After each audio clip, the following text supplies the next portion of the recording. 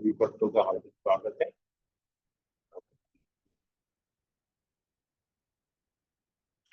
हमने कल पढ़ा कि किस प्रकार ब्रह्मा जी को भगवान बता रहे हैं कि भगवान से अलग कुछ भी नहीं है, भगवान से पृथक कुछ भी नहीं है। अगर कोई व्यक्ति ऐसा समझता है या ऐसा देखता है तो वो माया के वश में है। तो ये एक बहुत बड़ा इंस्ट्रक्शन है, बहुत बड़ी शिक्षा है हमारे लिए कि अगर हम कोई कुछ भी ऐसा कार्य करते हैं, कुछ भी ऐसी चीज देखते हैं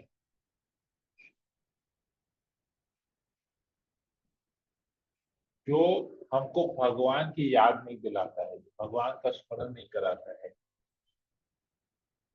या हम किसी कार्य को भगवान के साथ नहीं जोड़ पा रहे, कुछ ऐसा कार्य कर रहे हैं जो हम लेकिन भगवान के साथ नहीं जोड़ पा रहे हैं, तो समझ लेना चाहिए कि हम माया के वश में।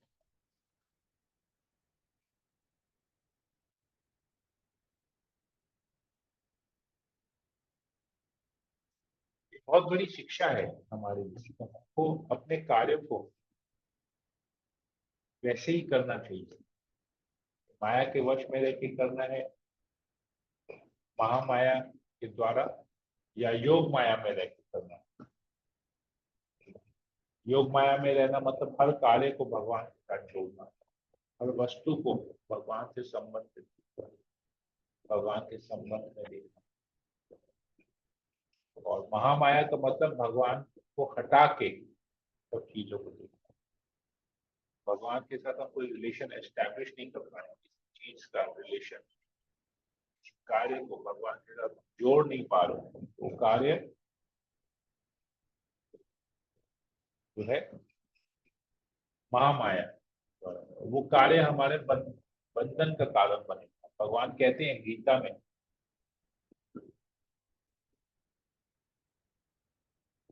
यज्ञात् कर्मणो नत्य लोको हम कर्म बंधन यज्ञ कर्म कौन्तेय संग समाचर। तो हर कार्य को यज्ञ के रूप में करना चाहिए। यज्ञात् कर्मणो नत्य, अगर हम यज्ञ के रूप में, यज्ञ के रूप में करने का मतलब है यज्ञ पुरुष विष्णु से संबंधित होकर करना। यज्ञात् कर्मणो नत्य लोको कर्म बंधन, अगर हम उसको भगवान विष्णु के सेवा में नहीं लगाते हैं तो वो कार्य हमारा कर्म बंधन, हमारे बंधन का कारण बनेगा। कर्म बंधन, यज्ञ कर्म कौन थे, हे कुंती पुत्र, अगर तुम यज्ञ के रूप में मतलब भगवान विष्णु की प्रसन्नता के लिए, तो यज्ञ के रूप में करना मतलब भगवान की प्रसन्नता के लिए वो कार्य करना, अपनी प्रसन्नता के लिए। यज्ञ कर्म कौन थे या मुक्त संग समाचर, वो मुक्ति का कारण बनेगा। अगर अपनी प्रसन्नता के लिए कर रहे हैं तो वो बंधन का कारण बनेगा, और अगर भगवान की प्रसन्नता के लिए कर रहे हैं तो वो मुक्ति का कारण बनेगा। वही कार्य आपको देखना है कि आपको बंधे रहना है भौतिक जगत में, भौतिक जगत के अंदर। और आज आगे बढ़ेंगे 35 नंबर श्लोक तो चर्चा करेंगे। ओम अज्ञानतिमिरान्धस्य ज्ञानञ्जनाशलाकया चक्षुरुन्मीलितं येन तस्मै श्रीगुरुवे नमः।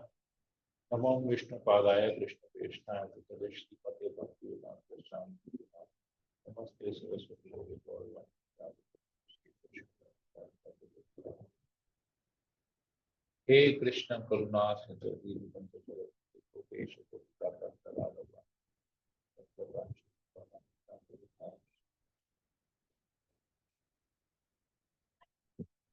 अच्छा कल्पतरुभ्यश्च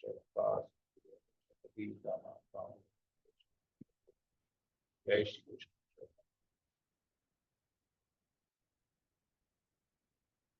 हरे कृष्ण हरे कृष्ण।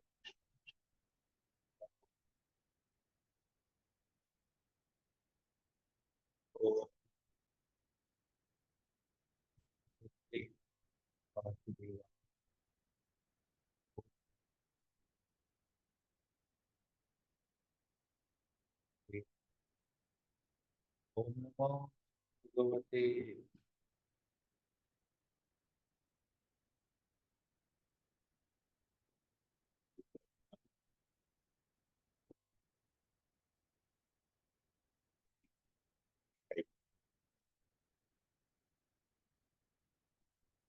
हे ब्रह्मा,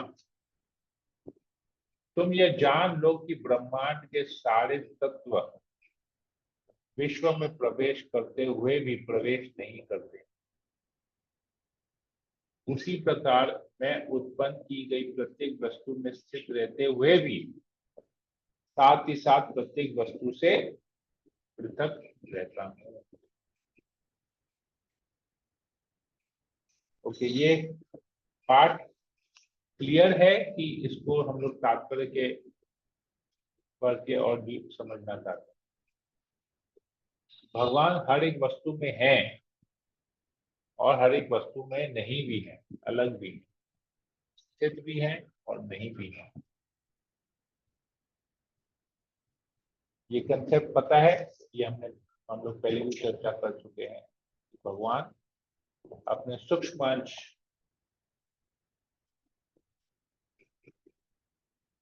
क्षीरोदक्षाई विष्णु के रूप हर एक चीज में प्रवेश करते हैं और उसे पालन करते हैं। जैसे भगवान हमारे हृदय में है, परमात्मा के रूप में हमारे हृदय में है, लेकिन हमसे पृथक भी है। भगवान अपने धाम में भी है। तो यही इसका मतलब है।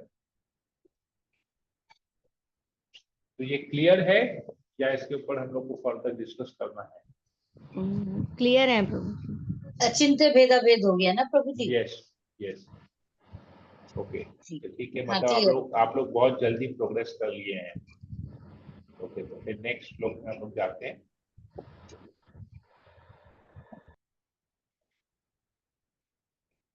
जो व्यक्ति परम सत्य रूप श्री भगवान की खोज में लगा हो, उसे चाहिए कि वह समस्त परिस्थितियों में सर्वत्र और सर्वदा प्रत्यक्ष तथा अप्रत्यक्ष दोनों ही प्रकार से इसकी खोज करे। दोबारा पढ़ता हूं। जो व्यक्ति परम सत्य श्री भगवान की खोज में लगा हो, उसे चाहिए कि वह समस्त परिस्थितियों में सर्वत्र, मतलब अंडर एनी सर्कमस्टेंस, अगर हम भक्ति कर रहे हैं, इसको एप्लीकेशन लेवल पे लेते हैं, हम लोगों की वर्तमान स्थिति से इसको समझते हैं। हमारी वर्तमान स्थिति क्या है? हमारी वर्तमान स्थिति है कि हम साधक हैं, हम साधना भक्ति कर रहे हैं। तो साधना भक्ति के अंदर में हम भगवान की खोज कर रहे हैं। कैसे खोज कर रहे हैं भगवान की? भगवान के बारे में पढ़ रहे हैं, चर्चा कर रहे हैं, गीता भागवत पढ़ रहे हैं। तो ये हमारे लिए भगवान की खोज में लगे रहना। ठीक है।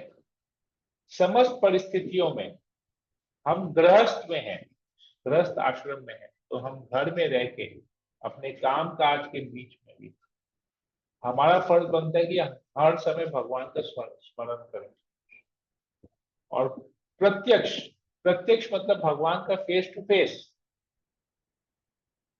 और अप्रत्यक्ष मतलब भगवान के नाम से, के माध्यम से, दोनों ही प्रकार से इसकी खोज करें। अप्रत्यक्ष मतलब भगवान के नाम के द्वारा, भगवान के अर्चन विग्रह की सेवा के द्वारा भगवान की खोज करें। ये सोचना चाहिए कि जब हम हरे कृष्ण महामंत्र जप करते हैं, तो वो जप करना भगवान से एक रिलेशन डेवलप करना हुआ। भगवान के नाम में और भगवान में कोई अंतर नहीं है, लेकिन अप्रत्यक्ष है। प्रत्यक्ष मतलब फेस टू फेस, साक्षात। अप्रत्यक्ष मीन्स रिजेम्बलेंस। तो भगवान के नाम का जब हम जप करते हैं, दिव्य नाम का, हरे कृष्ण महामंत्र का जब हम जप करते हैं, तो भगवान का संग करने के समान ही है। वो अप्रत्यक्ष रूप में भगवान का संग हुआ। जब हम भगवान के अर्च विग्रह की सेवा पूजा करते हैं, भगवान को भोग लगाते हैं, तो वो भी अप्रत्यक्ष रूप में हुआ, क्योंकि भगवान के विग्रह और भगवान में कोई अंतर नहीं है, लेकिन अप्रत्यक्ष है। क्योंकि हमको अभी भी अप्रत्यक्ष इसलिए है क्योंकि हमको अभी भी हरिनाम के प्रति टेस्ट नहीं आया है। हम जप कर रहे हैं लेकिन जप के साथ अन्य कार्य कर रहे हैं। जप करते वक्त हमारा मन इधर उधर भागता है, इसलिए इसे अप्रत्यक्ष कहा जा रहा है। हम जब गीता भागवत पढ़ते हैं तो हमारा मन इधर उधर जाता है, हमको नींद आती है, इसलिए इसको अप्रत्यक्ष कहा गया है। जब हम भगवान के अर्च्य विग्रह की सेवा करते हैं तो उस सेवा में अनेक प्रकार की त्रुटि करते हैं, सही तरीके से नहीं करते हैं। भगवान को अभी भी हम पत्थर के रूप में या मेटल के रूप में समझते हैं और सेवा प्राप्त करते हैं। किस प्रकार का सेवा प्राप्त होता है? हमारे घर में भगवान का अर्च्य विग्रह है, लेकिन हम उस अर्च्य विग्रह के सामने दुनियादारी की बातें करते हैं।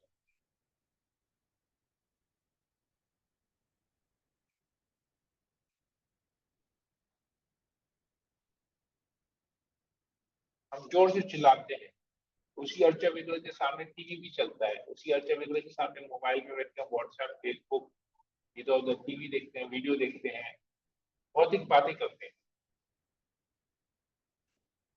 तो हमारा वैसा भी पोजीशन नहीं है, हम प्योर नहीं बने, इसलिए ये सब अप्रत्यक्ष कहा जा रहा है। प्रत्यक्ष मतलब साक्षात। अभी हम किसी के सामने, किसी व्यक्ति के सामने साक्षात खड़े हैं, अपने किसी घर के सदस्य के सामने खड़े हैं, तो क्या हम उसको अनदेखा कर सकते हैं? उसको देख के क्या हम सो जाएंगे? अभी मान लीजिए हमारे घर का कोई सदस्य, हमारे माँ बाप हमारे सामने बैठे हैं, बातचीत कर रहे हैं, हम हमारे प्रभु या हमारी वाइफ सामने बैठे हैं, बातचीत कर रहे हैं, हमारे बच्चे सामने बैठे हैं, बातचीत कर रहे हैं, तो हम क्या सो जाएंगे? बैठे बैठे सो जाएंगे?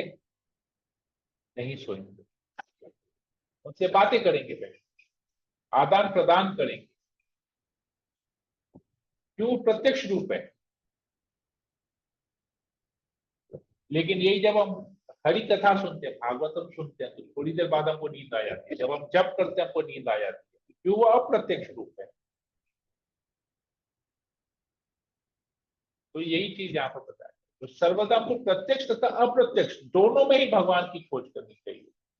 हमको ये समझना चाहिए अप्रत्यक्ष रूप में कि हरिनाम भी हम कर रहे हैं तो भगवान का संग ही कर रहे हैं, वो अप्रत्यक्ष रूप है।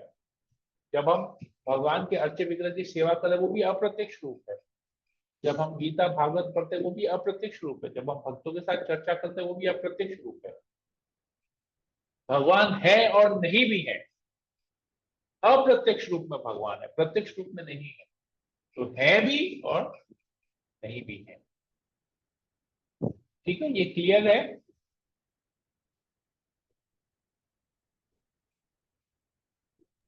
या यस इसको तात्पर्य के रूप में और पढ़ना? बहुत बड़ा तात्पर्य है। नहीं, क्लियर है प्रभु। सबके लिए क्लियर है? कोई जवाब नहीं दे रहे, केवल एक दो जन जवाब दे रहे हैं। जी प्रभु जी, प्रभु जी क्लियर है। नेक्स्ट लोग पढ़ते हैं, एक पैराग्राफ पढ़ते हैं, देखते हैं प्रभुपाद जी क्या लिखते हैं इसमें। जैसा पिछले श्लोक में कहा गया है, भक्ति योग के रहस्य को जान लेना ही जिज्ञासु के लिए समस्त जिज्ञासुओं की परम अवस्था या उनका परम लक्ष्य है। प्रत्येक व्यक्ति भिन्न भिन्न ढंग से आत्म साक्षात्कार की खोज में लगा हुआ है, चाहे वह कर्म योग से हो, ज्ञान योग से हो, या फिर ध्यान योग या राजयोग से हो, अथवा भक्ति योग से हो। प्रत्येक चेतना युक्त जीवात्मा का कर्तव्य है कि आत्म साक्षात्कार में प्रवृत्त हो। जो चेतना में उन्नत है वह निश्चय ही आत्मा के विषय में, विश्व के विषय में तथा जीवन के समस्त क्षेत्रों के विषय में यथा सामाजिक, राजनीतिक, आर्थिक, सांस्कृतिक, धार्मिक, आचार संबंधी विषयों तथा उनकी विविध शाखाओं के विषय में जिज्ञासा करता है। किंतु यहाँ पर तो ऐसी समझ जिज्ञासाओं के लक्ष्य को बताया गया है। तो हमारी जिज्ञासा क्या होनी चाहिए? हमारी जिज्ञासा का क्या लक्ष्य होना चाहिए? भगवान को जानना। और कोई जिज्ञासा नहीं होना चाहिए, और जिज्ञासा का कोई दूसरा लक्ष्य होना ही नहीं चाहिए। तो जो भी हम चर्चा करते हैं, जो भी हम डिस्कशन करते हैं, जो भी हम प्रश्न पूछते हैं, जो भी हम जिज्ञासा करते हैं, जो भी हम जानने के इच्छुक है, वो केवल भगवान से संबंधित होना चाहिए, दूसरा कुछ नहीं होना चाहिए। कहने का तात्पर्य यही यहाँ पर यही है। तो we should, our question should be very intelligent, हमारे प्रश्न बहुत अच्छे होने चाहिए। एक बार प्रभुपाद जी मायापुर में लेक्चर दे रहे थे, ऐसे सुबह भागवत क्लास में लेक्चर दे रहे थे। तो लेक्चर के एंड में प्रभुपाद जी ने पूछा, किसी को कोई प्रश्न है? तो किसी भक्त ने वहां पर, प्रभुपाद के जितने भी शिष्य थे वहां पर, जो भी उपस्थित थे वहां पर लेक्चर में, लेक्चर के दौरान जिन्होंने पूरा लेक्चर प्रभुपाद का सुना, किसी ने कोई प्रश्न नहीं किया, कोई जिज्ञासा नहीं की।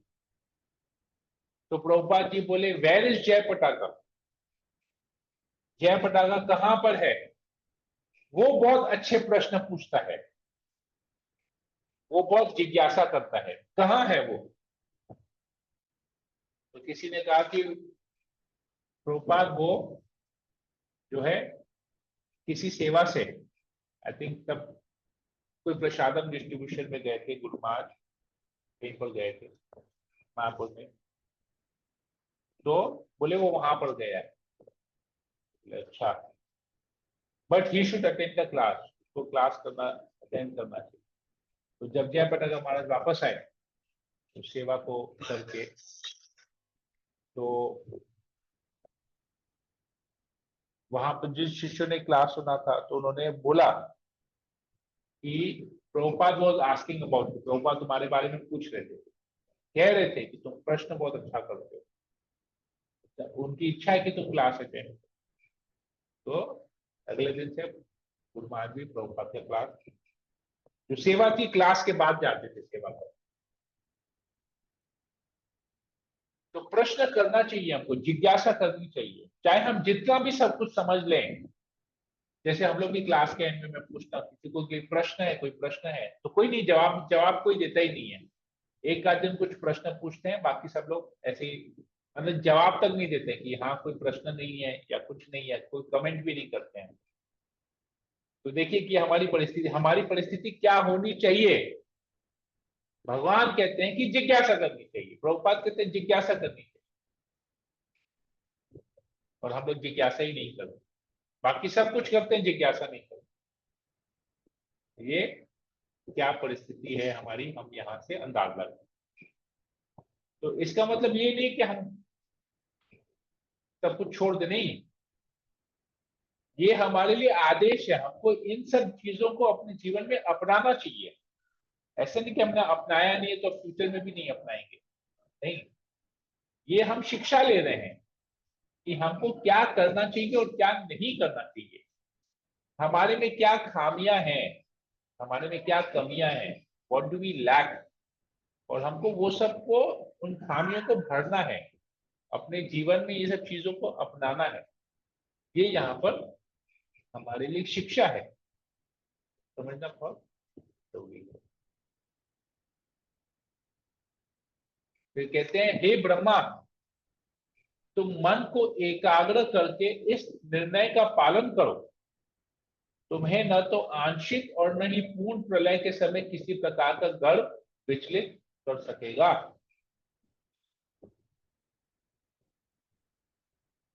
देखिए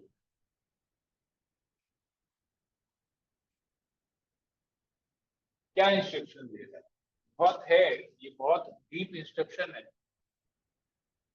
मन को एकाग्र करके इस निर्णय का पालन करो, क्योंकि जब आंशिक और पूर्ण प्रलय होगा तुम्हें गर्भ विचलित नहीं करेगा। किस प्रकार का गर्भ? कि मैंने देखो इतनी सुंदर सृष्टि बनाई है और इसका भी प्रलय हो रहा है, मैं वापस से इतनी अच्छी सृष्टि करूंगा, I will make things perfect.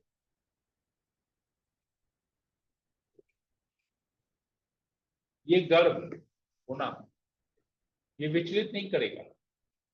जैसे हम लोगों की सेवाएं में हम लोग को विचलित करती हैं क्या, अरे वाह आज हमने, जैसे हम कल ही चर्चा कर रहे थे, हमको ना प्रसाद डिस्ट्रीब्यूशन करके बहुत मजा आया, हम अगले साल भी यही करें, तो ये गर्व है।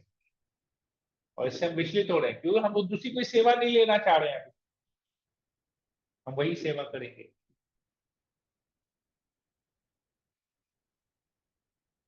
तो हर एक सेवा को, हर एक कार्य को भगवान की सेवा, तो we should be multiple talented, multi talented जिसे कहते हैं। हमको हर एक सेवा को करनी चाहिए, केवल एक पर्टिकुलर सेवा में अपने आप को नहीं संलग्न करना चाहिए। We should be able to serve in multiple levels, in multiple ways। Variety है, भगवान के धाम में वैरायटी है, तो हमें भी वैरायटी, वेरियस तरीके से भगवान की सेवा करनी चाहिए, अलग अलग तरीके से भगवान की सेवा करनी। कोई भी सेवा छोटा या बड़ा नहीं होता, आपको ये समझना पड़ेगा। परंतु किसी पर्टिकुलर एक सेवा में भी अपने आप को नहीं लगाना चाहिए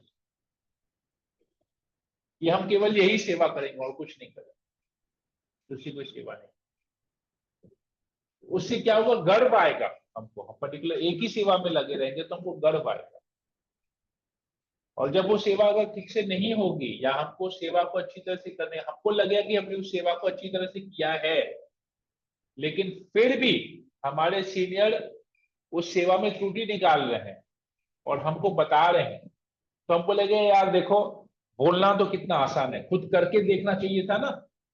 हमने किया और उसके बाद भी हम बात सुन रहे हैं, कितना मेहनत किया हमने, कितना समय दिया हमने, फिर भी हमको बात सुना रहे हैं कि तुमने ये गलती की, ये गलती की, ये गलती की। जब इतना तो खुद करे, जबरदस्ती हम लोग से सेवा करवाए, तो ये सब प्रॉब्लम्स आएंगे, ये सब विचलित करेगा हमारे मन को। ये जो गर्व आता है ना कि हमने इतना अच्छा सेवा किया, उसके बाद जब क्रिटिसिज्म आएगा तो ये विचलित करेगा हम। तो इसलिए भगवान कहते हैं ब्रह्मा जी को, तुमको गर्व आएगा कि तुमने इतनी अच्छी सृष्टि की है, लेकिन फिर जब विचलित कब होगे, जब इसका प्रलय होगा। तो जब तुम मेरे बात को समझोगे कि मैं ही सब कुछ बनाया हूं, मैं ही ऑलरेडी हूं, मैं रहूंगा अभी, भूतकाल में, वर्तमान काल में, भविष्य काल में, सब में मैं रहूंगा, ये मेरी शक्ति से बन रही है, ये सब कुछ मेरी शक्ति है, तुम केवल एक निमित्त हो। ये सोच के तुम मेरा करो, ये सोचो कि ये मेरा आदेश है कि तुमको सृष्टि करनी है, बस। तुम सृष्टि कर रहे हो ये नहीं, ऐसा मत सोचो, मैं तुमको बोल रहा हूं करने को इसलिए तुम कर रहे हो, ये सोच के करना, ये निर्णय का पालन करना। मेरा निर्णय है कि तुम सृष्टि करो, तुम्हारा निर्णय नहीं है सृष्टि करना, मेरा निर्णय है। तो जब मेरे निर्णय, तुम ये समझोगे कि तुम मेरे आदेश का पालन कर रहे हो, तो शिव जी भी मेरे आदेश का पालन कर रहे हैं। जब वो प्रलय करेंगे तब तुम विचलित नहीं होगे, लेकिन जब तुम सोचोगे कि तुम कर रहे हो तो तुमको प्रॉब्लम होगा, तुम विचलित हो जाओगे कि ये सृष्टि का तो प्रलय होगा, तुम सृष्टि करोगे, प्रलय होना ही होना है। Anything which has a beginning also has an and. जिसका जन्म होता है उसकी मृत्यु होती है,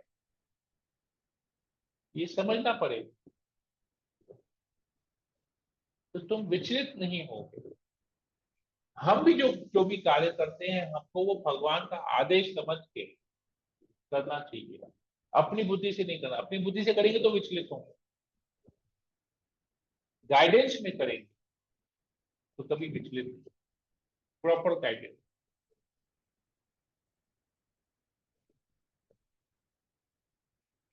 इसलिए अर्जुन को भी कहते हैं भगवान गीता में, अर्जुन बोलता है मैं युद्ध नहीं करूंगा, भगवान बोलते हैं माम अनुस्मर युद्ध च, मेरा स्मरण करते करते युद्ध करो, तब तुम विचलित नहीं होगे। मेरा आदेश समझ के तुम युद्ध करो। अभी तुम क्या समझ रहे कि तुम युद्ध कर रहे हो, कर्ता अहम इति मन्यते, भगवान कहते अहंकार में मूढ़ात्मा कर्ता अहम इति मन्यते। तुम कर्ता नहीं हो, मेरा आदेश समझ के तुम इसको करो, तभी तुम इसके फलों से मुक्त हो सकते। Do not be attach to the fruits. यहां पर हम लोग अटैच हो जा रहे हैं, कर्म फल से आसक्ति रखते हैं, इसलिए हमको गर्व होता है या हम विचलित होते हैं। अगर हम कर्म फल से आसक्ति नहीं रखते, केवल कर्म करेंगे, तो हम आसक्त नहीं होंगे, आसक्त भी नहीं होंगे, विचलित भी नहीं होंगे।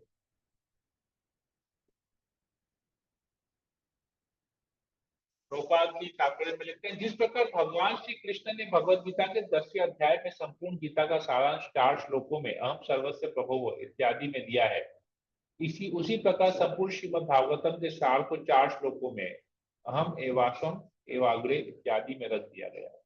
इस प्रकार भागवत के महत्वपूर्ण निष्कर्ष का गुह्य सार श्रीमद् भागवत के मूल वक्ता द्वारा रख दिया गया है, और वे ही अर्थात भगवान श्री कृष्ण भगवद गीता के भी मूल हैं।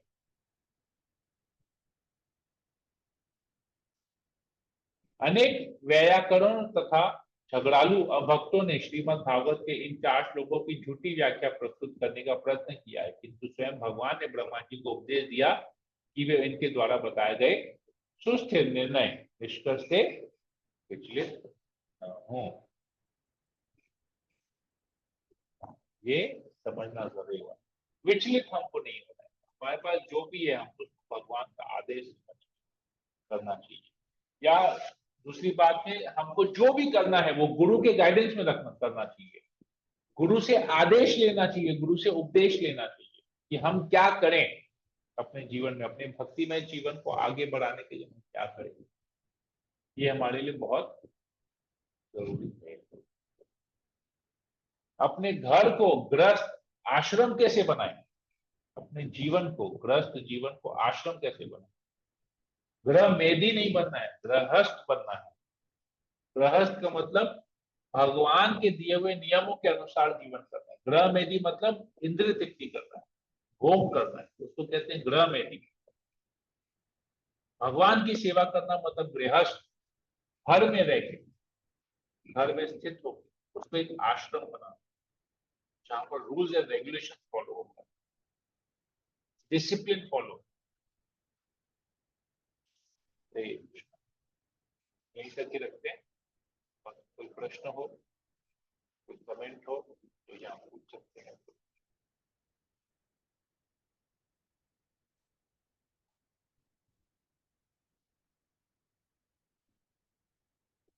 नहीं प्रभु जी, क्लियर है एकदम। हरे कृष्णा प्रभु जी। यस प्रभु जी, हमको जो भी हमारे गुरु होते हैं उनसे पूछना चाहिए कि हम किस तरीके से आध्यात्मिक सेवा कर सकते हैं। ये हमने पूछ लिए, लेकिन जो सेवा उन्होंने बताई अगर हम करने में सक्षम नहीं है, क्योंकि हम गृहस्थ जीवन में हैं, तो हो सकता है हम नहीं है, मतलब नहीं कर पा रहे, तो फिर हम क्या करेंगे। Very nice question. कि हम गुरु से आदेश तो ले लिए कि हमको क्या करना चाहिए, गुरु ने हमको आदेश भी दे दिया, पर हम उसको करने में सक्षम नहीं है, तो हमको क्या करना चाहिए। इसमें 2 बातें आती हैं in addition to what you have said, मैं जोड़ देता हूं। सबसे पहला कि गुरु जानते हैं हमारी योग्यता क्या है, तो गुरु हमको कभी भी ऐसा आदेश नहीं देंगे जो हमारी योग्यता के परे हो। ठीक है, पहला आपका एक ये डाउट क्लियर हो गया, फर्स्ट पार्ट। सेकेंड पार्ट, हमको लगता है कि हमारी योग्यता नहीं है करने, लेकिन गुरु को लगता है कि हमारी योग्यता है करने, तो उस सेवा को कैसे करना चाहिए उसका गाइडेंस हमको लेना पड़ेगा। एक होता है इंस्ट्रक्शन और एक होता है गाइडेंस। इंस्ट्रक्शन मिल गया,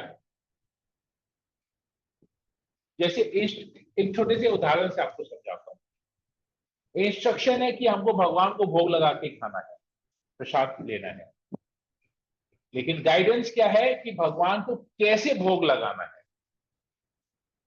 प्रोसेस, तो उसका हमको गाइडेंस मिलता है कि इस प्रकार थाली को सजाओ, एक भगवान के लिए एक सेपरेट प्लेट रखो, कटोरा रखो, जो भी है, बर्तन का सेट रखो, उसमें सब जो भी आप कुकिंग करते हैं बगैर विदाउट अनियन गार्लिक, वो सब कुछ उसमें सजाओ। फिर हर एक में तुलसी पत्ते को अच्छी तरह से वॉश करके डालो हर एक आइटम में, फिर भगवान के सामने रखो, भगवान से निवेदन करो, गुरु परंपरा द्वारा भगवान को भोग लगाओ, मंत्रों का उच्चारण करो, घंटी बजाओ, फिर थोड़ी देर के बाद वापस उस प्लेट को भगवान से प्रार्थना करके उस प्लेट को वापस उठाओ और उनको जो ऑलरेडी कुक प्रसाद है उसके साथ मिलाओ और फिर खुद खाओ। भोग प्रसादन का मंत्र, प्रसाद ग्रहण करने का मंत्र लेके फिर उसको एक्सेप्ट करो। ये प्रोसेस हुआ ना, तो एक हो गया उपदेश, आदेश हो गया कि हमको भोग लगा के खाना, और ये प्रोसेस हो गया। तो उसी प्रकार जब हमको कुछ कार्य ऐसा लगता है कि गुरु ने हमको कोई सेवा दिया करने के लिए जिसमें हम प्रभुपाद के मिशन को सहायता कर सकते, परंतु हमको पता नहीं है वो कैसे करना है, तो हमको उसके गाइडेंस लेना पड़ेगा कि आपने बोला है ऐसा करने के लिए, मुझे गाइड कीजिए कि ये हमको कैसे कैसे कैसे कैसे करना है। अगर उसके बाद भी हमको समझ में नहीं आता है तो फिर हमको बोलना पड़ेगा कि ये मेरे लिए वर्तमान स्थिति में मेरे लिए संभव नहीं है, मुझे कुछ और आदेश दीजिए। ऐसा ऐसा होता नहीं है, लेकिन रेयर, मतलब मैंने आज तक ऐसा नहीं सुना। तो गुरु के प्रति जब श्रद्धा होती है ना, तो गुरु आदेश भी वैसा देते हैं जो हम कर सके, और गुरु की कृपा से ही वो संभव हो पाता है। उस आदेश का पालन करना गुरु की कृपा, तो गुरु जब आदेश देते हैं वो उसके साथ हमको पावर भी देते हैं। जैसे ब्रह्मा जी को आदेश दिया भगवान ने कि तुमको सृष्टि करनी है, और साथ ही साथ सृष्टि करने का पावर भी दे दिया,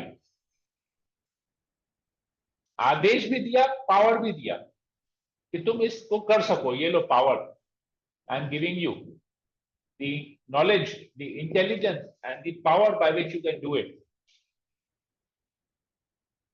तो गुरु तो हमको उसी परंपरा में दे रहा है आदेश। गुरु जब हमको कोई आदेश देते हैं वो हमको एम्पावर कर देते हैं कि ये तुम्हारा आदेश है और तुम इसको करने में सक्षम हो, ये मैं तुमको एम्पावर भी करता हूँ। प्रभुपाद को चैतन्य महाप्रभु ने बोला, भेजा, ये व्यक्ति पूरे विश्व में हरिनाम का प्रचार करेगा, उनको पावर दे दिया। प्रभुपाद केवल कीर्तन से ही लोगों को भक्त बना दिए, हरिनाम के कीर्तन से ही भक्त बना दिए। प्रभुपाद को पावर मिला ना। हम सोचते हैं कि हम हरिनाम करते हैं, हमको हमसे लोग भक्त क्यों नहीं बनते। हमने वो पावर नहीं किया, हमारे जो इंस्ट्रक्शन नहीं, हमारे लिए इंस्ट्रक्शन, हम उस इंस्ट्रक्शन को फॉलो करेंगे तो हमको गुरु से वो पावर भी मिलेगा और हम सक्सेस होंगे। ठीक है नेहा शर्मा माता जी, I hope I was able to answer. जी प्रभु। Thank you. और किसी को कुछ पूछना है? प्रभु जी एक चीज और, जैसे कई बार ये देखा जाता है कि ऑनलाइन दीक्षा देते हैं, तो मैं पर्सनली ऐसा सोचती हूँ कि जब तक हम इन पर्सनल हमारे गुरु से नहीं मिलते हैं तो वो हमें कैसे जान पाएंगे। मतलब ठीक है वो उनमें है पावर, हेवनली पावर है, लेकिन खुद से भी नहीं है। मतलब ये मेरे को हमेशा से डाउट रहा है कि अगर हम उनसे इन पर्सन नहीं मिलेंगे तो वो कैसे जानेंगे कि हम क्या कर सकते हैं या क्या नहीं। Okay, very good question again. हम पर्सनली नहीं मिलेंगे तो वो कैसे जानेंगे? वो जानते हैं, भगवान उनको हृदय से गाइड कर रहे हैं। जब गुरु शिष्य को स्वीकार करता है तो गुरु को भगवान एम्पावर करते हैं कि ये शिष्य की ये योग्यता है। हमको लगता है क्योंकि हमारा भक्ति का लेवल उतना स्ट्रॉन्ग नहीं है, हमारा जो सोच है वो लिमिटेड है, सीमित, हमारी इंद्रियां सीमित है, हमारा मन सीमित है, हमारा बुद्धि, हमारा ज्ञान सीमित है। क्योंकि हम अभी भी उस लेवल के डिवोटी नहीं है, लेवल के भक्त नहीं बने हैं जहां पर हम पूर्ण शरणागत हो सकते हैं। गुरु हमारे भगवान के प्रति पूर्ण शरणागत है, क्योंकि उनका शरणागति उनके गुरु के प्रति है। जैसे मैं अपना एक पर्सनल लाइफ एग्जांपल देता हूँ, आई होप ये रेलेवेंट होगा, आप लोग समझ पाएंगे इसको, कितना रेलेवेंट है पता चलेगा। मैं जब शेल्टर लिया था और दीक्षा के बीच में मेरा 4 साल था, 2011 में मैंने शेल्टर लिया, 2015 में मैंने दीक्षा लिया, 4 इयर्स। तो इस बीच में ना मैं मायापुर काफी जाता था। तो मैं एक बार मायापुर गया था और उस समय गुरु महाराज भी मायापुर में थे। तो एक डिवोटी है, मायापुर में ही रहता है, कलकत्ता बेस है पर वो मायापुर में रहता है, और वो गुरु महाराज के डायरेक्ट सर्विस में था। मायापुर में एक अच्छे पोस्ट में भी था, यंग लड़का था, अभी भी है।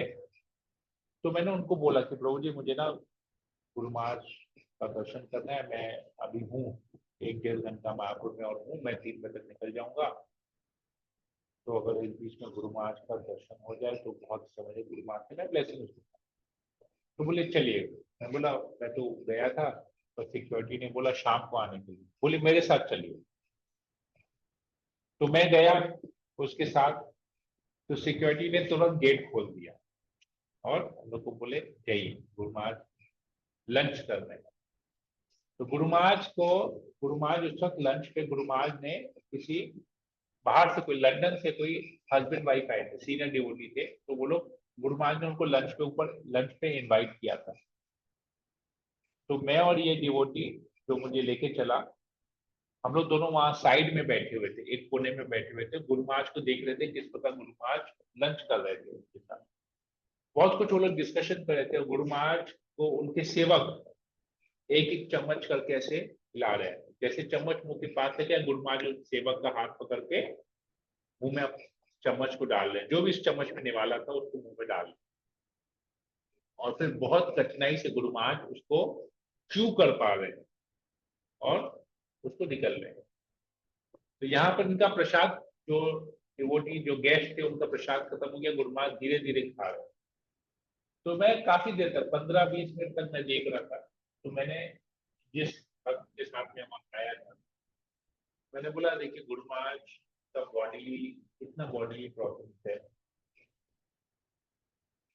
और फिर भी गुरु महाराज सबको दीक्षा दे रहे हैं, हमारे पापों को ले रहे हैं,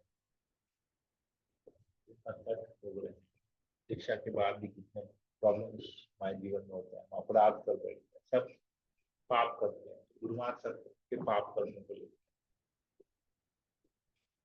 तो मुझे लगता है मेरा दीक्षा लेने का ना योग्यता नहीं है, और मैं शायद कभी उस योग्य भी नहीं, मेरी योग्यता भी नहीं होगी कि मैं दीक्षा ले पाऊंगा।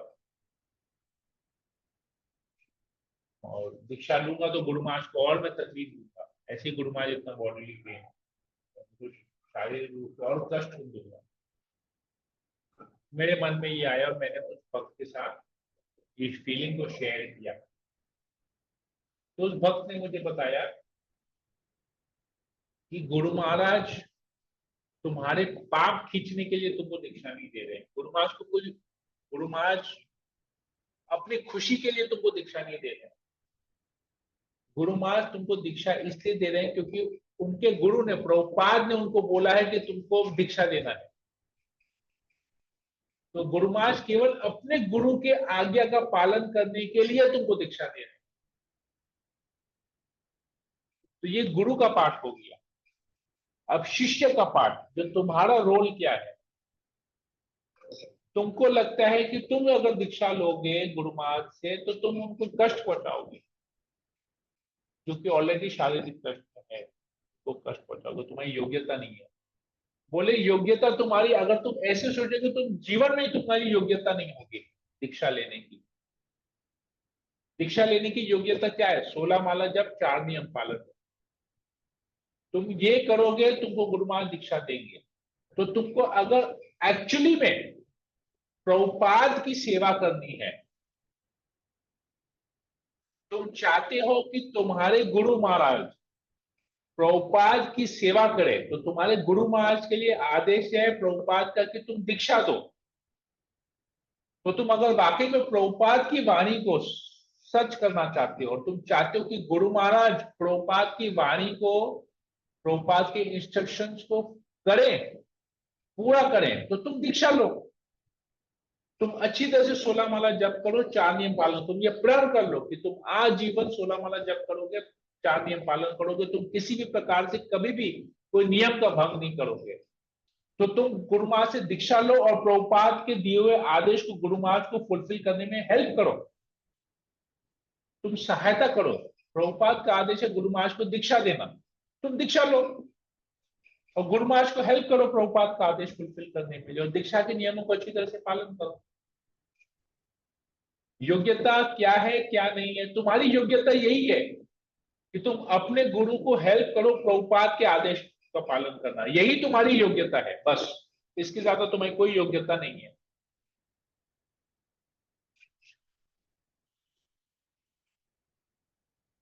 So I hope I was able to answer one. Yeah, sure.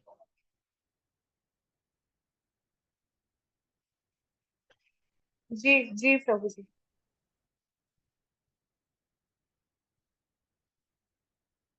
और किसी को कुछ पूछना है?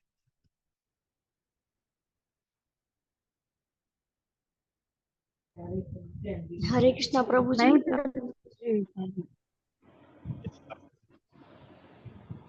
हरे कृष्णा प्रभु जी। हरे कृष्णा। हाँ बोलिए बोलिए माता जी। हाँ जी प्रभु जी, संडे को जो गुरु दीक्षा है उसमें शेल्टर भी हो दीक्षा कैंसिल हो गया, कैंसिल हो गया, संडे का दीक्षा कैंसिल हो गया। अभी जन्माष्टमी या राधा अष्टमी के लिए पोस्टपोन हो गया। अच्छा, गुरु ये महाराज भी का कुछ हेल्थ इश्यूज है और गुरु महाराज को डॉक्टर ने मना किया ट्रैवल करने। वो अभी अंडर अच्छा, वो है, क्योंकि मायापुर में नहीं आ रही ऑब्जर्वेशन है। हाँ, अंडर ऑब्जर्वेशन, गुरु महाराज कैलकाटा में ही है अभी, यहाँ पर अंडर ऑब्जर्वेशन है। तो डॉक्टर ने उनको मना किया ट्रैवल करने पे, तो अभी कुछ अपना ट्रीटमेंट करवा के मायापुर चले जाएंगे। पता नहीं, फर्दर प्लान नहीं पता। तो फिलहाल दीक्षा जन्माष्टमी, बलराम जयंती या जन्माष्टमी या राधा अष्टमी, उसके लिए पोस्टपोन हो गई। बलराम जयंती जैसे जन्माष्टमी के 15 दिन पहले होता है और राधा अष्टमी जन्माष्टमी के 15 दिन बाद होता है। तो ये अब नेक्स्ट जब भी होगा 2-4 दिन पहले पता चल जाएगा। कि शेल्टर भी तभी होगा ना प्रभु जी? हाँ, शेल्टर भी तभी होगा। शेल्टर जितना मुझे नॉलेज है, क्योंकि हमारी भी गौरंगा ग्रुप की भी एक लेडी को दीक्षा मिलेगी, 11 सितंबर बोला है, धाम में जाके मिलेगी। टेंटेटिव बोला है दीपक जयसवाल प्रभु और इनका माता जी का, कविता जयसवाल माता जी, मुझे पता है उनको राधा अष्टमी से ये बोला हुआ है कि हो सकता है गुरु महाराज राधा अष्टमी से ये देंगे, पर अभी वो नहीं, कंफर्म नहीं बलराम है। पूर्णिमा भी हो सकता है, ये भी हो सकता है और राधा अष्टमी, मतलब तीनों में से कोई भी एक हो सकता है। वी डोंट नो, तो लेट अस नॉट स्पेकुलेट। जब होगा तब अपने आप पता चल जाएगा, 4-5 दिन पहले पता चल जाएगा। ओके प्रभु जी। प्रभु जी, एग्जाम का जो मैंने भेजा था वो देख लिया आपने क्वेश्चन आंसर? मैंने देखा नहीं है, मैं देख लूंगा। ओके ओके प्रभु जी, मेरी गया में बात हो गई थी प्रभु जी से, गया जी में, तो मैंने उनसे एडवाइस ले लिया था। तो वो बोल रहे थे कि आप एनुअल करके ही आइएगा, अभी आने का कोई मतलब नहीं है, अभी आप नहीं आएंगे। तो बोल रहे हैं कि आप एनुअल करके ही आइए, जब एनुअल में, हाँ 1 साल बाद जब श्राद्ध होगा उसके बाद ही गया जी आना होता है बोलते हैं। ठीक है, मैंने बोला उनसे पूछ लीजिए, अपना डिसीजन मत लीजिए, उनसे पूछिए, क्योंकि वो करते हैं तो उनको आइडिया है, फुल आइडिया है। हाँ, तो वो बोल रहे हैं कि तब आप मेरे से कांटेक्ट कर लीजिए, मैं आपको सब बता दूंगा कैसे करना है क्या नहीं। तो बाकी उन्होंने मुझे उनके जो वीडियो बनाए हुए हैं इस सिलसिले में, उन्होंने मुझे वीडियो शेयर कर दिए। तो बोले आप देखिए, आपको आधी जानकारी तो इसी से मिल जाएगी। Very good. हाँ जी, बहुत अच्छे हैं, बहुत हेल्पफुल है, टेंपल प्रेसिडेंट है। नहीं, मैंने जैसे ही उनको भेजा था मैसेज, उनका तुरंत मैसेज आ गया था। तो फिर मैंने आपका बता दिया था कि मैं आपके ग्रुप से हूँ कोलकाता से, लेकिन मैं भोपाल में से हूँ। तो बोले अच्छा अच्छा, फिर वो पहचान गए थे आपका नाम देखे तो।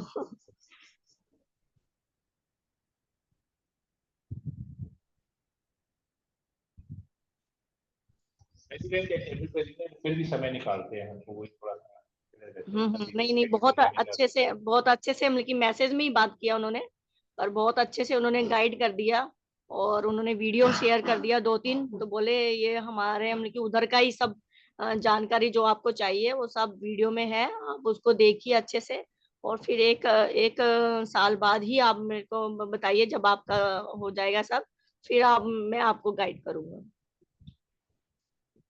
तो देखिएगा, कीजिए।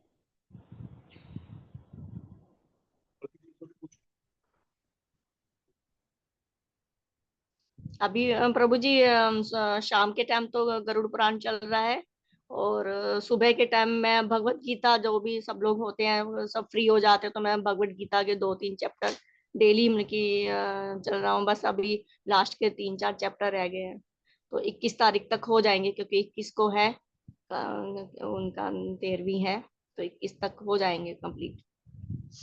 लास्ट के 4-5 श्लोक रख लीजिएगा 13वीं के दिन पढ़ने के लिए सुबह के समय, कुछ 13वीं।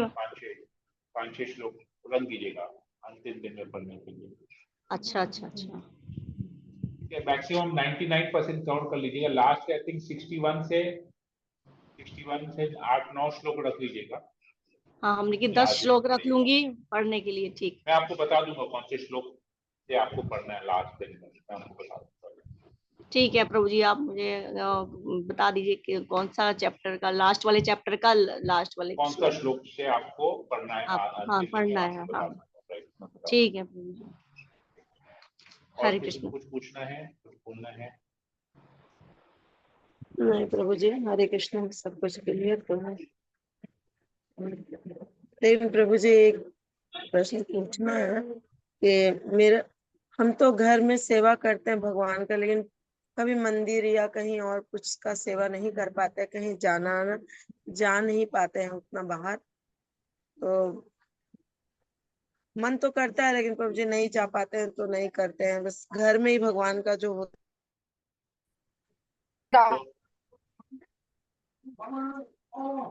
तो प्रश्न क्या है?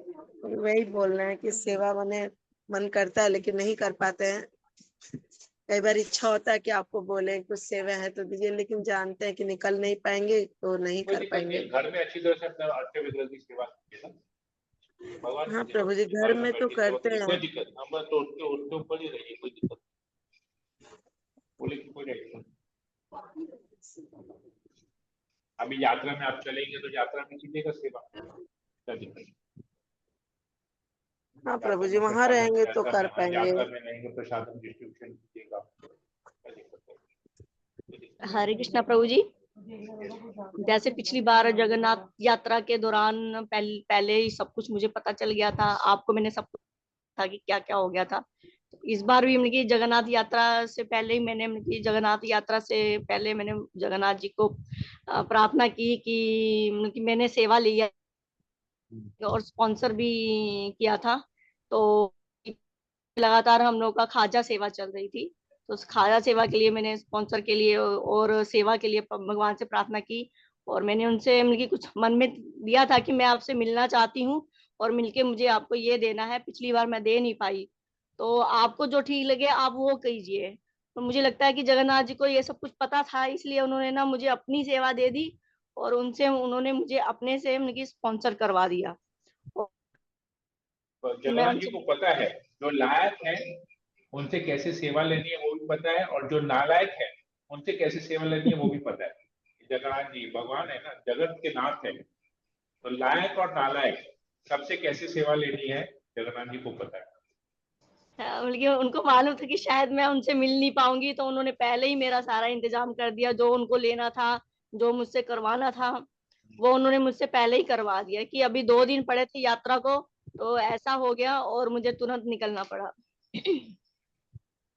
तो कि वो बोल रहे थे कि शायद दिल में इनका ये ना रहे, इसलिए उन्होंने पहले ही सब कुछ मुझसे करवा लिया।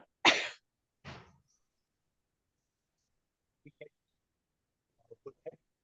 सेशन को एंड करते समय भी बहुत हो गया है।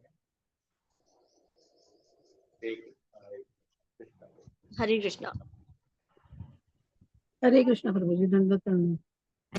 हरे कृष्ण प्रभु जी, दंडवत प्रणाम। सफेद भक्तवृंद की जय, जगत गुरु श्रील प्रभुपाद की जय, ग्रंथराज श्रीमद् भागवतम की जय। हरे कृष्णा प्रभु जी, दंडवत प्रणाम।